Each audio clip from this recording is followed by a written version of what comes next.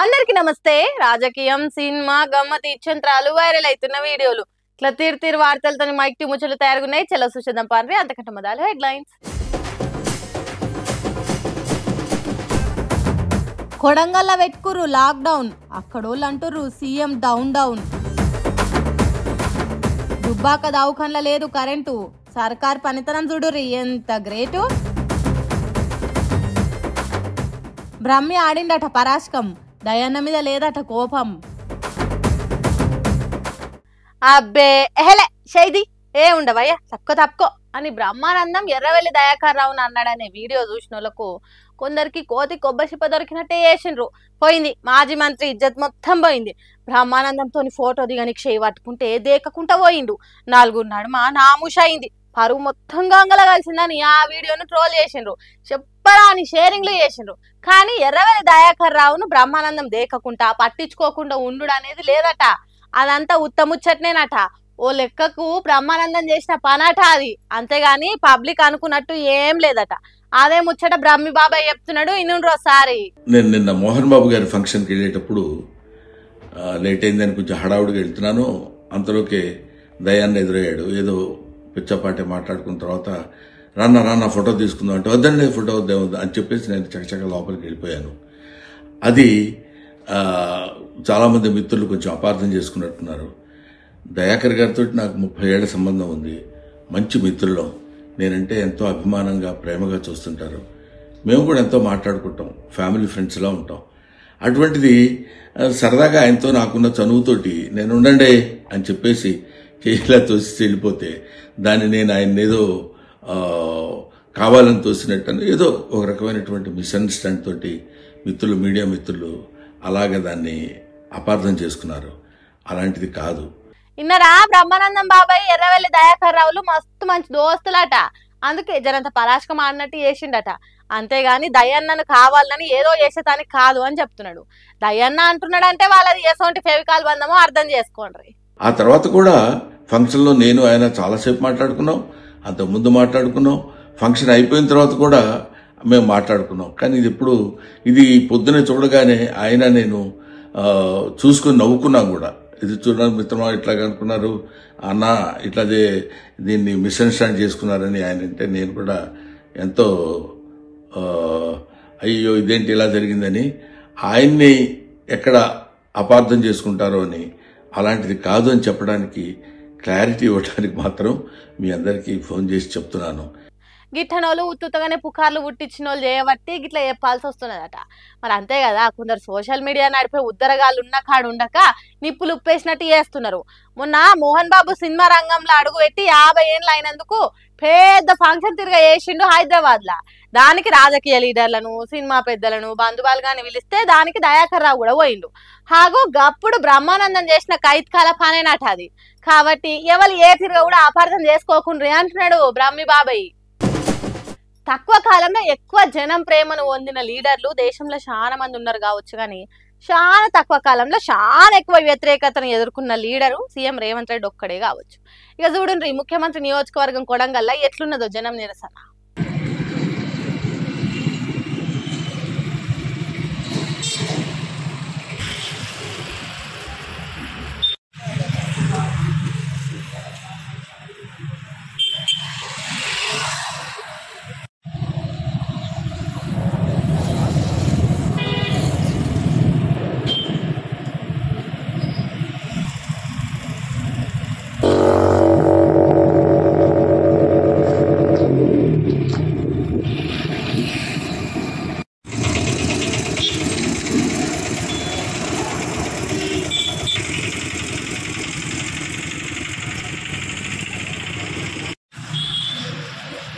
Public ఎంత కోపంతోని ఎంత ఆక్రోషంతో ఉంటే గిట్ల దుక్నాలు బుడ్డ షాపులు డబ్బాలు బంద్ చేస్తారు చెప్పుండ్రి.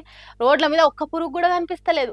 అప్పుడెప్పుడో కరోనా కాలంలో లాక్డౌన్ పెట్టినట్టే ఉన్నది కదా కొడంగల్ పట్నం. అది కూడా ఏ పార్టీల సపోర్ట్ లేకుండా ప్రజలే సొంతంగా కొడంగల్ బంద్ చేసిండ్రు. అది కూడా సీఎం రేవంత్ రెడ్డి బహిరంగ సభ కొడంగల్లో జరుగుతున్న రోజే ఇట్లా చేసిండ్రు. మరి ఓట్లేసి గెలిపించి సీఎం అయ్యేటట్టు చేసిన అక్కడి ప్రజలకు ఎందుకంత కోపం అంటే, కొడంగల్ మండలంలో ఉన్న మెడికల్ కాలేజీని, పశువుల డాక్టర్ల కాలేజీని, నర్సింగ్ యంగ్ ఇండియా ఇంటిగ్రేటెడ్ కాలేజీలను దుద్యాల మండలానికి తరలిస్తున్నారట. అట్లా ఎట్లా చేస్తాడు రేవంత్ రెడ్డి? సొంత నియోజకవర్గ పబ్లిక్ అందుబాటులో ఉన్న కాలేజీలను అందకుండా చేస్తాడా?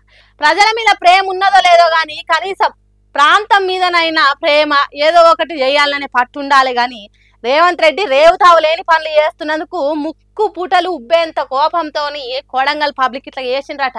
ఈ బంధు సురుకు బహిరంగ సభకు దాకేటట్టు చేస్తున్నారు. అంటే సీఎం రేవంత్ రెడ్డి పతార ఎట్లున్నదో చూడండి. సొంత నియోజకవర్గంలో शीरिषिंत घटना पन చేస్తున్నారు.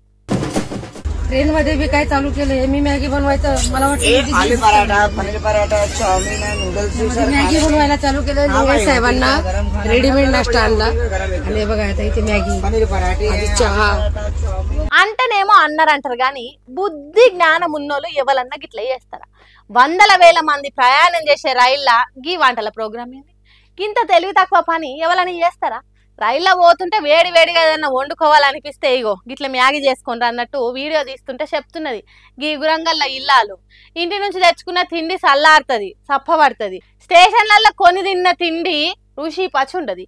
కాబట్టి రైళ్ళు ఉన్న సౌకర్యాలను వాడుకోవాలి. నీళ్లు వేడి చేసుకొని ఎలక్ట్రిక్ క్యాటిల్లల్లా గిట్ల మ్యాగీ చేసుకోవాలన్నట్టు మరాఠా భాషలో చెప్తున్నది. ఇంటుంటే కొంతమందికి నిజమే మంచిగానే ఉన్నది ఉపాయం అనిపిస్తున్నది కావచ్చు. కానీ రైళ్ల ప్రయాణం చేసేటోళ్ళందరినీ చంపే పని చేస్తున్నది. ప్రమాదాన్ని పక్కల పెట్టుకొని పరాష్కాలు ఆడుతున్నదని కొంతమందికి అర్థమవుతుంది. అవును, రైళ్లల్లో సెల్ ఫోన్ ఛార్జింగ్ పెట్టుకునే దానికి ఉండే కరెంటు ప్లగ్గుల ఎలక్ట్రిక్ క్యాటిల్ పెట్టుడు చాలా డేంజర్ ముచ్చట. అవును, సెల్ ఛార్జింగ్ కెపాసిటీకి క్యాటిల్ కెపాసిటీకి చాలా తేడా ఉంటుంది. క్యాటిల్ తీసుకునే కరెంటు ఎక్కువ కాబట్టి వైర్లు గాలి రైళ్ల మంటలు వచ్చి రైలు మొత్తం అంటుకొని కాలిపోయే ఛాన్స్ ఉంటుంది. ఇది రైళ్లకు అయ్యే యాక్సిడెంట్ల కంటే డేంజరు. ట్రైన్ పోతున్న స్పీడ్కు మంటలు ఇంకింత ఎక్కువై అందరు చచ్చిపోతారు. అదేదో దేశాన్ని ఉద్ధరించే పని చేస్తున్నట్టు ఇగిలిచ్చుకుంటే చెప్తున్నావు. బుద్ధి జ్ఞానం లేని పనులు చేసుకుంటే ఏదో ఎలుగబెడుతున్నావు అన్నట్టు చెప్తున్నావు. అగ్గితోని ఆటలాడుతావా? నెత్తిల పురుగు తిరుగుతున్నదా అని వీడియోను చూసిన జనాలు కామెంట్లు పెడుతున్నారట. అట్లిట్లా ఈ ముచ్చట రైల్వే శాఖల దాకా పోయి ఆమె ఎవరో తెలుసుకొని గట్టి చర్యలు తీసుకుంటామన్నట్టు చెప్పిందట. ఎసొంటి చర్యలు తీసుకుంటారో ఏమో కానీ మీరు రైళ్లలో ప్రయాణం చేసుకుంటా ఇసొంటి పనులు చేయకుండ్రి. ఎవరైనా ఇట్లా తిక్కల పనులు చేస్తే ఏమంటే రైల్వే పోలీసులకు ఫోన్ చేసి చెప్పుండ్రి. లేకపోతే అందరు ప్రయాణికులతోటి మీకు కూడా డేంజరే. బీజేపీ పార్టీ ఎంఐఎం పార్టీలు ఇప్పటికీ పాము ముంగిస్ల తిరిగానే ఫైటింగ్ చేసుకుంటాయి. రెండు పార్టీలకు షెంటెం వడది. ఒక పార్టీ పేరు చెప్తే ఇంకో పార్టీలు ఒళ్ళు మంది ఒంటికాల మీద లేస్తారు. పానం పోయిన మంచిదే గాని వాళ్ళని లేకుండా చేస్తామన్నట్టు మాట్లాడతారు. మీసాల మేలేసుడు, తొడలు కొట్టుడు చేస్తారు. ఫ్యాక్షనిస్ట్ల పగలు పెంచుకునే రెండు పార్టీలు కలిసి పనిచేసుడు జరిగే పనేనా? కానీ జరుగుతుంది అన్నట్టే చెప్తున్నాడు అసదుద్దీన్ ఓవైసీ. ఎన్డీఏ కూటమిల పెద్ద దిక్కున్న బీజేపీ పార్టీకి ఎంఐఎం మద్దతు ఇస్తుందని చెప్తున్నాడు. అవును, బీజేపీ, జేడీయూ, బీఆర్ రాష్ట్ర ప్రభుత్వానికి ఎంఐఎం పార్టీ ఎమ్మెల్యేల మద్దతు ఇస్తారట. సీమాంచల్ అనే ఏరియాకు న్యాయం చేస్తామంటే ఎంఐఎం పార్టీ 5 ఎమ్మెల్యేలు మీకే సపోర్ట్ చేస్తారన్నాడట. ఇక ఈ ముచ్చట తెలిసిన దేశం పబ్లిక్ అవును రెండు మత పార్టీలు ఒక్కటే, ఒకదాని పేరు చెప్పి ఇంకోటి ఎన్నికలలో పోటీ చేసి గెలుస్తాందంటే వాళ్ళంతా ఒక్కటే అన్నట్టు కదా. ఇప్పుడు ఎన్డీఏ పార్టీకి ఎంఐఎం మద్దతు ఇస్తామనడుతోని వాళ్ళ దోస్తాన్ని బయటపడ్డది కదా. అది తెలియక మతాల పేరుతోని చాలా మంది జనాలు రెచ్చిపోయి పుచ్చలు వాళ్ళ కొట్టుకుంటున్నారు. మతాల పేరుతోని రాజకీయం చేసి జనాన్ని పిచ్చోళ్ళని చేస్తున్నారు అన్నట్టే కదా. స్టేజీల మీదకి ఎక్కి గుండెలు దద్దరిలే తట్టు రక్తం ఉప్పొంగే తట్టిచ్చే ఉపన్యాసాలు ఊతాయి అన్నట్టే కదా. ఒకవేళ ఎన్డీఏ ఒప్పుకుంటే ఎంఐఎం పార్టీకి ఓకే చెప్తే వాళ్ళ నడుమ జరిగే వారు ఉత్తది అన్నట్టే కదా. అది తెలియని జనాలు తన్నుకొని చచ్చిపోతున్నారు అన్నట్టే కదా. మరి ఎంఐఎం మద్దతుని ఎన్డీఏ ఒప్పుకుంటుందా లేదా అనేది మనకు తెలియదు కానీ ఈ రెండు పార్టీల నడుమ జరిగే నాటకాలు ఇప్పుడిప్పుడే బయట పడుతున్నాయని అంటున్నారు. ఈ ముచ్చట తెలిసిన దేశం పబ్లిక్ అనుమానం పెనుభూతం, అది సంసారాలను కూలదోస్తది అనేది ఇన్నం గాని ఒక దేశాన్నే ఆగమాగం చేస్తున్నది. ఉగాండా దేశంలో భార్యల మీద భర్తలకు వచ్చిన అనుమానం అక్కడి సర్కార్ను కుదిపి కూలిపోయేటట్టు చేస్తున్నదట. దేశ ప్రధాని మంత్రులు సతమతమయ్యి నెత్తినొప్పుతోని నేలకేసి గుద్దుకుంటున్నారట తలకాయను. తాము అల్లారు ముద్దుగా పెంచుకుంటున్న బుడ్డోలు వాళ్ళ పిల్లలేనా అని ఉగాండా దేశం నుండి భర్తలు డిఎన్ఏ టెస్ట్లను ఓ ఉద్యమం తిరగజేస్తున్నారట. దాంతోని గుట్టుగా జరిగిన దొంగ ముచ్చట్లన్నీ బయటపడి దేశం మొత్తంలో తుఫాన్ వచ్చినంత పని అవుతున్నదట.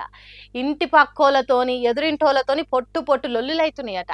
దేశం అల్లకల్లోలమై ఆగమాగమైతున్నదట. చిక్కుడు తీగలు పొదల కల్లుకున్నట్టు ఇక్కడిదక్కడ అక్కడిదిక్కడ అన్నట్టు అల్లుకున్న సంబంధాలు ఇప్పుడు బయటపడుతున్నాయట. దొంగసాటు ముచ్చట్లన్నీ ఇప్పుడు బయటపడే వరకు ఏ ఊరు చూసినా ఏ వాడ చూసినా కోపతాపాలతో కొట్టుకుంటే దుబ్బరేగుతున్నదట. ప్రేమగా ఇన్ని రోజులు పెంచుకున్న పిల్లలకు తండ్రి ఇంకోగలు అనే సంగతి డిఎన్ఏ ఫలితాలు చూసి కొందరు గుండెపోటు వచ్చి చచ్చిపోతున్నారట. అందుకే ఉగాండా సర్కార్ గుండె ధైర్యం ఉంటే తప్ప డిఎన్ఏ పరీక్షలు చేయించుకోకుండా పబ్లిక్ కు ఆర్డర్ వేసిందంటే ఎసోంటి తిప్పలు వచ్చిందో చూడండి. ఉగాండా దేశానికి కంపాలా అనే ఏరియా ఓ కేసులో కోర్టు డిఎన్ఏ పరీక్షలు చేయించి తన 3 పిల్లలు ఒక్కలే తనకు సంతానం అని తేలిందట. ఆ కేసు ఉగాండా దేశంలో వైరల్ అయ్యి తండ్రులంతా డిఎన్ఏ టెస్టులు చేయించుడు మొదలు పెట్టే వరకు ఉగాండా దేశానికి ఊపిరి ఆడతలేదట. 98% పిల్లల డిఎన్ఏ తండ్రులతోని కలుస్తలేదట. అంటే ఆ దేశంలో ఎట్లున్నదో చూడుండ్రి సంసారాలు. ఆస్తి పంపకాలు, కొట్లాటలు, విడాకులు, షీదరింపులు, కోపం ఎక్కువ తక్కువ ఉన్నోళ్ళు సంపుకునుడు కూడా జరుగుతున్నదట. చూడుండ్రి డిఎన్ఏ టెస్టులు ఎంత డేంజరో. ఇండ్లల్లో జర్రసేపు కరెంటు పోతేనే ఫ్యాన్ ఆగిపోయిందని, ఫోన్లో ఛార్జింగ్ లేదని, రైస్ కుక్కర్లో అన్నం సగమే ఉడికిందని ఆగమాగం అవుతుంటారు పబ్లిక్. అదే పబ్లిక్ దావఖాన్లలో కరెంటు పోతే ఇంకేమవుతారు? ఇగో గిట్ల అవుతారట. కాక చెప్తుండి నుండ్రి.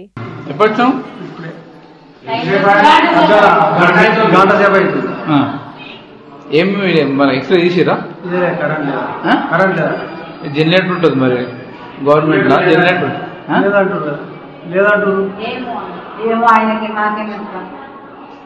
కరెంట్ లేదంటారు.